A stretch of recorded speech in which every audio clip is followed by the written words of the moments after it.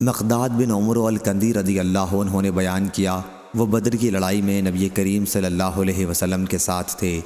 کیا آپ نے پوچھا، یا رسول اللہ صلی اللہ علیہ وسلم، اگر جنگ کے دوران میری کسی کافر سے مٹ بھیڑ ہو جائے اور ہم ایک دوسرے کو قتل کرنے کی کوشش کرنے لگیں، پھر وہ میرے ہاتھ پر اپنی تلوار مار کر اسے کاٹ دے اور اس کے بعد کسی درخت کی آڑ لے کر کہے کہ میں اللہ پر ایمان لایا، تو کیا میں اسے اس کے اس اقرار کے بعد قتل کر سکتا ہوں؟ حضرت صلی اللہ علیہ وسلم نے فرمایا کہ اسے قتل نہ کرنا۔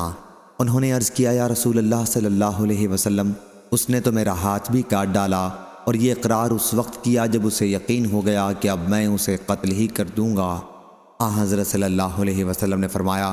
اسے قتل نہ کرنا، کیونکہ اگر تم نے اسے اسلام لانے کے بعد قتل کر دیا تو وہ تمہارے مرتبے میں ہوگا جو تمہارا اسے قتل سے پہلے تھا،